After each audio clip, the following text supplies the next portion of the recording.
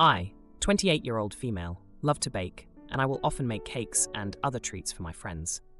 Since I met my in-laws in 2018, I started making cakes for them as well. Recently, my sister-in-law asked me to bake her daughter's birthday cake for her upcoming birthday this weekend. She made the request back in October, and we discussed the details of the cake at length.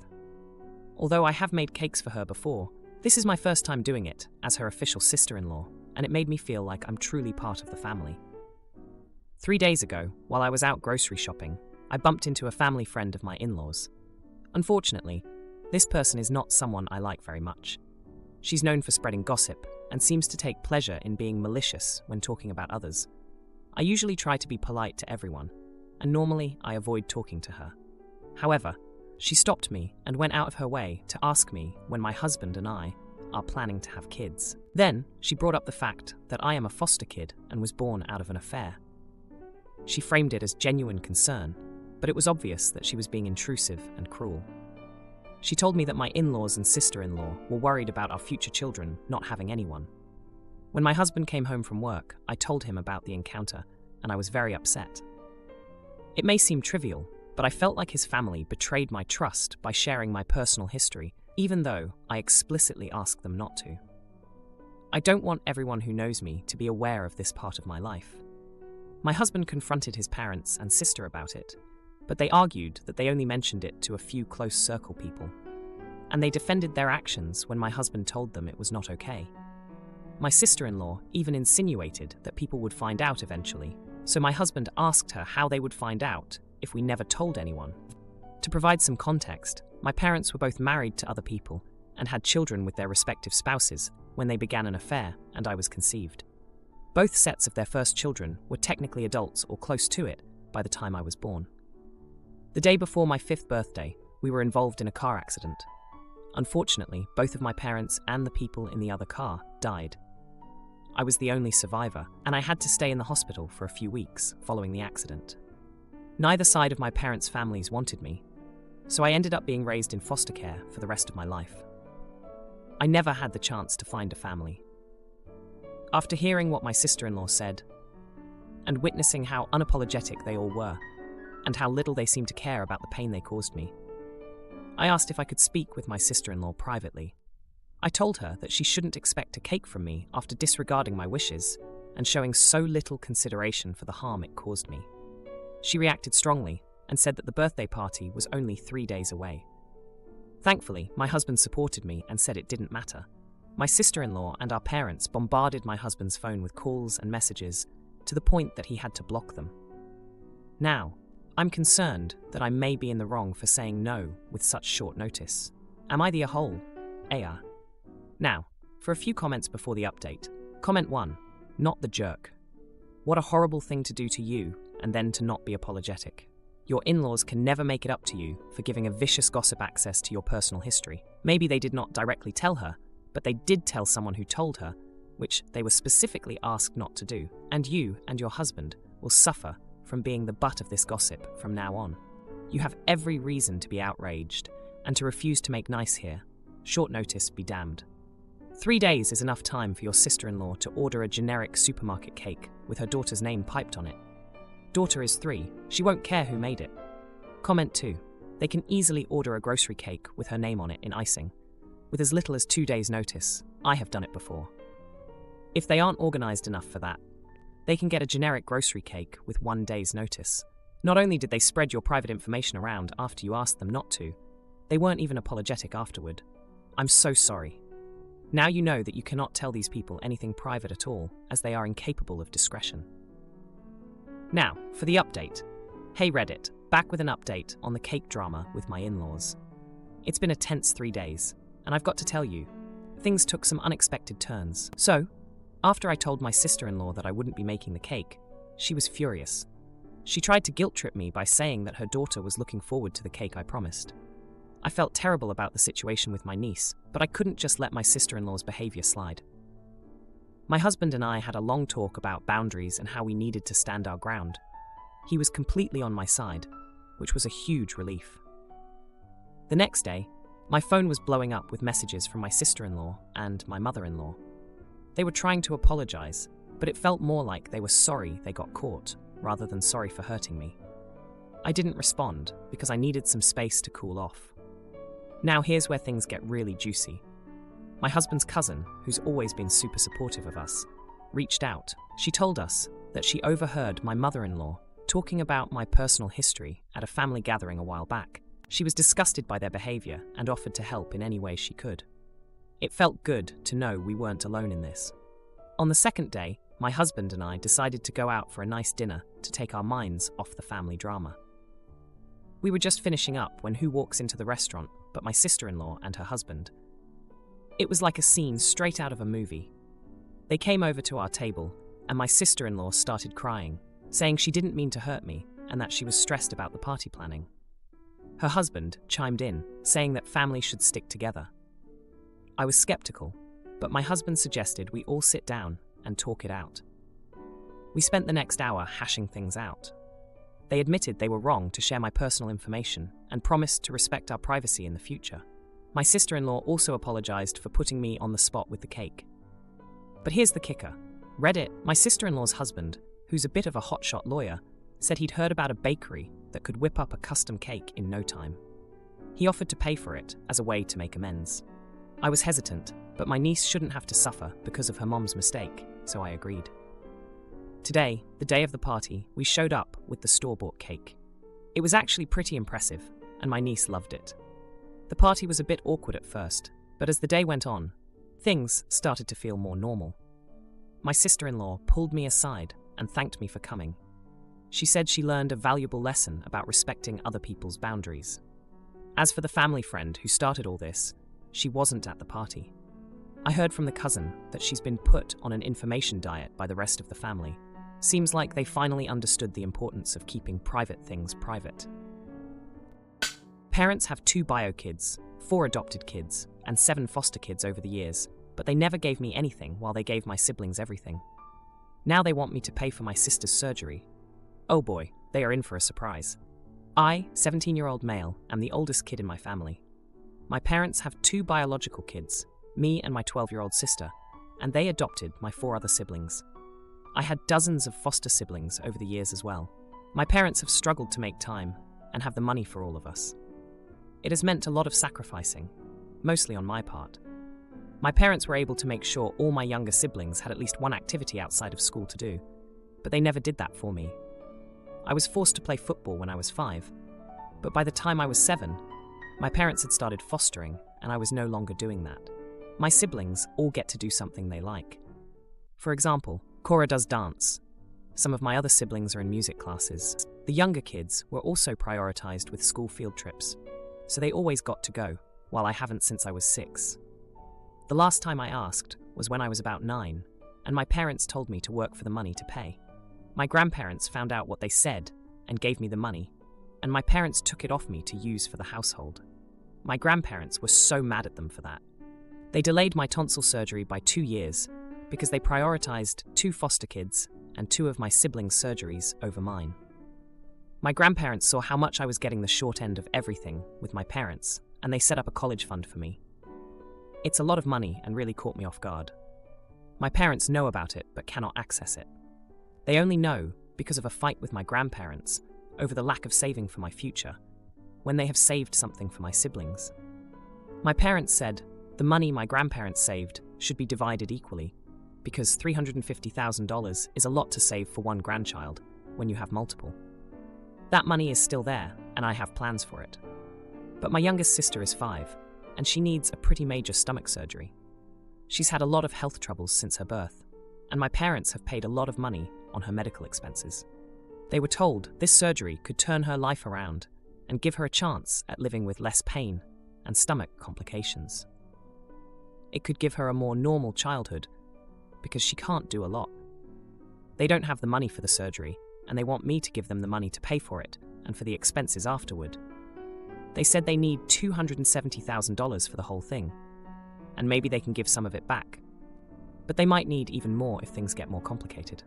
I told them they can't have that money, and they lost it, and told me I was being selfish. I argued back that they take from me all the time. I asked why they didn't take the money they saved for all my siblings and use that. Why does it have to be mine? They said I am putting college before my sister's future and accused me of being unwilling because she's my sister through adoption and not my biological sister. Am I the idiot? Now, for a few comments before the update. Comment 1. Not the idiot. I call nonsense on your parents needing to pay a lot of money on medical costs for a special needs adopted child. My understanding is the state will provide a certain amount of money each month in cash and pay for insurance. My adopted parents only received medical insurance for me. I didn't fall under special needs. I think they are lying to you. I would have an honest conversation with your grandparents and see about moving in with them as soon as possible. How your parents are treating you is not okay. You deserve better than that. Comment 2. I'm pretty sure most states cover adopted kids' medical expenses. If she is still a foster, then it's 100% covered. Hospitals have charity care for these situations.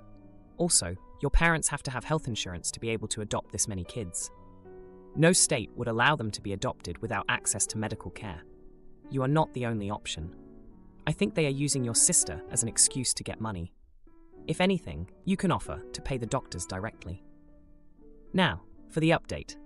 Hey Reddit, it's been a week since I posted about my family situation and my sister's surgery. I've got some updates for you, and let me tell you, it's been a roller coaster. First off, I had a long talk with my grandparents about everything. They've always been my rock, and they reminded me of the time when I was 10, and they took me on a trip to the Science Museum because my parents couldn't afford it. They've seen how things have been for me growing up, and they were pretty upset when I told them about my parents wanting to use my college fund for my sister's surgery. Now, here's where things get crazy. My parents sat me down and apologized for calling me selfish. They said they were stressed and took it out on me. But then, they dropped a bombshell. They told me they had been secretly saving money for emergencies, but they had to use a chunk of it last year when our house needed urgent repairs after a storm. They didn't want to worry us kids, so they kept it quiet. I was shocked. I mean, I knew money was tight, but I didn't know about any secret savings. It made me see things a little differently, knowing they were trying to handle things without burdening us. But here's the twist. My sister Cora, the one who does dance, overheard our conversation. She's always been more perceptive than she lets on. She came to me later, tears in her eyes, and told me she wanted to help. She had been saving her allowance and birthday money for years, hoping to go on a big dance trip. She handed me her piggy bank and said she wanted to give it to our sister for the surgery. I was floored. Cora's only 12, and she was willing to give up her dream for our sister. It was a moment that really hit me hard. So, I made a decision. I told my parents I would cover the cost of the surgery, but under a few conditions. I wanted them to take financial planning classes, and I wanted a written agreement about paying back the money into the fund, even if it took years. They agreed, and we're moving forward with the surgery. But here's the bittersweet part. I had to contact the college I was planning to attend and defer my admission. I won't be going this fall. It hurts, but seeing my little sister smile when she heard the news made it feel worth it. In the meantime, I've decided to get a job and start saving up again. My grandparents are proud of me, and they've promised to help out however they can. It's not the path I thought I'd be on, but I'm hopeful for the future. And as for my relationship with my parents, it's still a work in progress. They've started their financial classes, and I can see they're trying. It's going to take time to rebuild some of that trust, but we're taking it one step at a time. Roommate's GF gets pregnant and asks if she can move in with me. I tell her no, and she starts staying over more often. Then I give her BF an ultimatum. Oh boy, she confesses baby might not be his. I, 28-year-old, live in an apartment that I got from my uncle. The apartment has 2 bedrooms, so as I don't need the extra space, I rented a room. My roommate, 24-year-old, has been living with me for a little over a year and a half. He's been dating his girlfriend, also 24 years old, I believe, for like 5 or so years. She lives in another house and has 4 roommates herself. As her house is more crowded, my roommate asked me if it was okay if she stayed over sometimes. I agreed, since I don't really have a problem with it, as long as they're respectful. We haven't had any major issues until now, but his girlfriend got pregnant. He told me and I was like, oh great, congratulations. He did try to bring up a conversation to see if I allowed her to move in with him/us, but I said no. I work from home most of the time, and I don't want to deal with a third person or a newborn in the future. He asked me if she could still come and stay some nights as before, and I said that was fine. She's like 4 or so months along in her pregnancy. Well, these last 3 months, she has grown to be very annoying whenever she's staying over. What I mean is that I got woken up in the middle of the night/early morning too many times because she's running to the bathroom at the end of the hallway. I don't use that bathroom. I have my own connected to my room, but my guests sometimes use it, and they have said that it's dirty and messy. She's staying over a lot more nights than she used to before. And the biggest problem is that she has developed really bad nausea. Even now, she's still having morning sickness, which I believe should have stopped already. We've had many issues regarding food because my roommate and she asked me to stop having some foods that make her sick. I told her that this is not her house. She has no right to come and expect me to change my diet because of her. They took that very badly. I continued my life as normal. She always complains and runs to the bathroom when I cook. There have been a couple of times when she has actually thrown up on the floor too, which is disgusting. I'm sick of it, to be honest. So I told my roommate that either she stops coming over, she stops complaining, or he moves out. I would give him a month or 2 if he needs it to find somewhere else to live.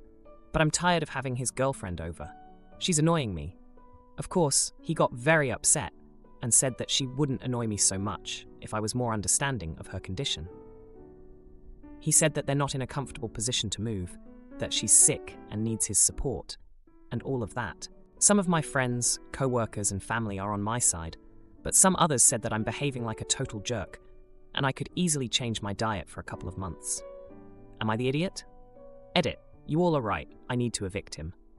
It sucks because even though we're not friends, he was a good roommate and all, but it's too risky to have him here when the baby is born. Hopefully, they can find somewhere else to live. I'll try to have the conversation with him today. Now, for a few comments before the update. Comment 1. Not the idiot. She doesn't live there. And you've made it clear you don't want an infant in the house since you work from home. While I do agree, you might be a little more accommodating while she's there, your roommate and his girlfriend need to move into their own space to prepare for a baby. They made a choice to get pregnant and stay pregnant, so they need to adult up and prepare for bringing another life into this world that they will need to support. I was going to say, everyone sucks here until she threw up on the floor multiple times. That's nasty. While I know you can't control morning sickness, she should be able to make it to a bathroom sink garbage can to throw up. Comment 2. Consult a lawyer. There are definitely protections in place regarding housing discrimination for having a child. It's his child. This can be the baby's primary residence. Even if she doesn't move in, find out your rights sooner rather than later regarding not re-signing his lease or whatever, and if it would be easier before the baby. Now, for the update. Hey everyone, thanks for all the support on my last post. I wanted to give you an update on the situation with my roommate, his girlfriend, and the whole pregnancy ordeal. It's been a hectic 3 days since I last posted, and things have taken some unexpected turns. So, after I decided to evict my roommate, I sat him down to have the conversation. I was prepared for him to be upset, but he was surprisingly calm. He said he understood my point of view and would start looking for a new place immediately. I felt a bit relieved, thinking maybe this would go smoother than I expected.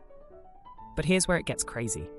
The next day, I came home from a quick grocery run to find my roommate's girlfriend in the living room, crying. I asked her what was wrong, and she dropped a bomb on me. She confessed that she wasn't sure if the baby was actually my roommate's. Apparently, she had a brief fling with one of her own roommates around the time she got pregnant. I was floored. I didn't know what to say. My roommate walked in on this confession, and the look on his face was something I'll never forget. He was heartbroken, angry, and confused all at once. They had a huge argument right there in my living room, and I felt like I was watching a drama unfold in real life. During their fight, it came out that my roommate had been planning to propose to her. He had been saving up for a ring and everything. He thought they were going to be a family, and now all of that was in question. I felt bad for the guy. He really did love her. After she left, my roommate didn't say much. He just went to his room and closed the door. I could hear him moving stuff around, and I realized he was packing. The next morning, he told me he was going to stay with a friend while he figured things out. He apologized for everything and said he'd get his stuff out as soon as he could. But wait, there's more. Later that day, I got a knock on my door. It was one of the girlfriend's roommates, the one she had the fling with. He came to apologize for the drama and to explain his side of the story. He felt guilty about the whole situation and wanted to make things right. He also mentioned that he was planning to help support the girlfriend, regardless of who the father was. I couldn't believe the mess that had unfolded in just a couple of days. My quiet apartment life had turned into a soap opera. I told the guy I appreciated him coming by, but that it wasn't really my business. I just wanted to get back to my normal life. If you liked this video, you'll probably like these too. Also, while you're here, please consider subscribing. It's your support that keeps this channel alive and allows me to make better and longer videos. Have a great day.